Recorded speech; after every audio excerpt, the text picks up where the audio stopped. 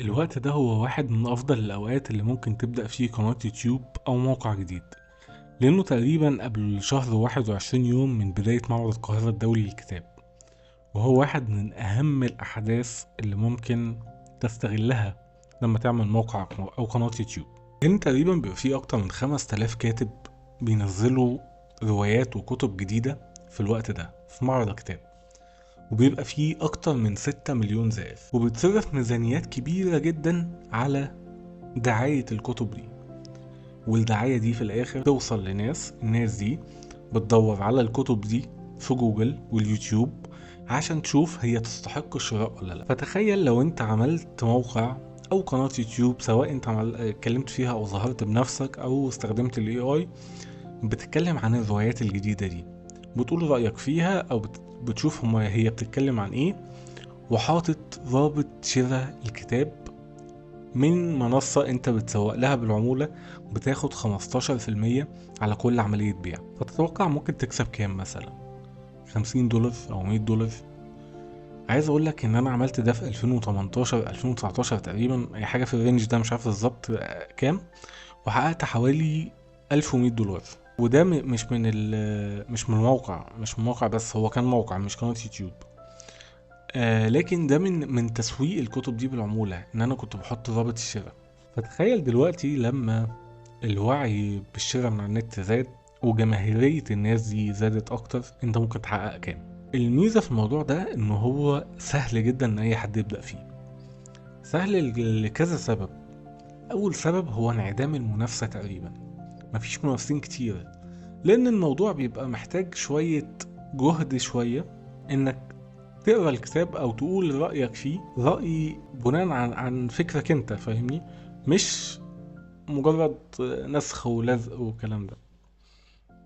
يعني مثلا احمد مراد هينزل كتاب، فانا ما اقولش الكلام اللي هو ما اليوم السبع منزلاه، اللي هو كاتب رواية ارض الاله ومش عارف ايه وكاتب افلام كذا، نشر رواية جديدة فتعالوا اشتروها. لا، انت هتقول احمد مراد نزل كتاب، الكتاب ده بيتكلم عن كذا وكذا وكذا، ورأيي فيه هو كذا.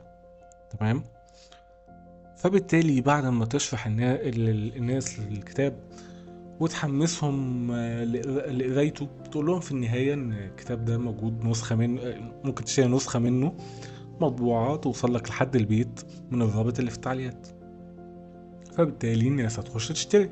فتخيل بقى ان انت مش عندك احمد مراد بس، انت عندك احمد مراد ومحمد صادق ومحمد طارق وعمرو عبد الحميد واحمد خالد مصطفى وخولة حمدي وناس كتير قوي، واسير عبد الله، وغير الشعر كمان عمرو حسن ومحمد ابراهيم واحمد نجار ونبيل عبد الحميد، وقصة كبيرة قوي، فاهمني؟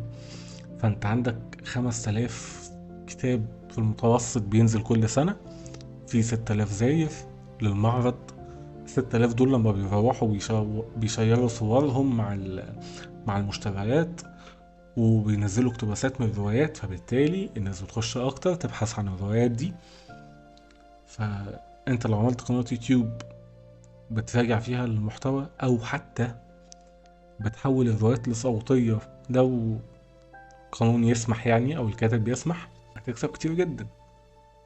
لو عملت موقع واتكلمت عن الرواية ونزلت اقتباسات منها، هتكسب كتير جدا، لان الناس اصلا هتكون بتبحث عن في المواقع كتير جدا عشان تدور على لينك بي دي اف، مش هيلاقوا لينك بي دي اف، فاهمني؟ فلما يلاقوا رابط الشراء بتاعك في الموقع، يبقى انت كسبت من الزيارات بتاعتك والاعلانات اللي انت حاططها، وكسبت من رابط الشراء لو حد دخل اشترى على طول. فهنا في فرصة كبيرة قوي، يعني في فرصة، والفرصة مش متوقفة على معرض الكتاب بس. يعني الناس هتكسب وقت معرض الكتاب، لكن بعد معرض الكتاب الناس هتفضل تبحث عن الرواية، وهتفضل الكاتب يعمل لها دعاية، فبالتالي الناس تدور على رواية تاني فيخشوا عندك، سواء قناة يوتيوب أو موقع. وعايز أقول لك حاجة كمان، إنك قبل ما تبدأ أي حاجة جرب تدور كده على اليوتيوب عن رواية دكتور أحمد خالد توفيق مثلا، الله يرحمه، هتلاقي ملايين المشاهدات. فهو مجال مش متشبع، لكن عليه بحث كبير جدا. بس كده، مقلتش تفاصيل كتير، لان كده كده هعمل فيديو عنه بكرة، هنزل فيديو بالشرح وازاي تكسب منه، ازاي تستخدم المواقع اللي ممكن تسوق للكتب من خلالها، والكلام ده كله. لو عجبك الفيديو دوس لايك واشترك في القناة، واستناني في الفيديو الجاي.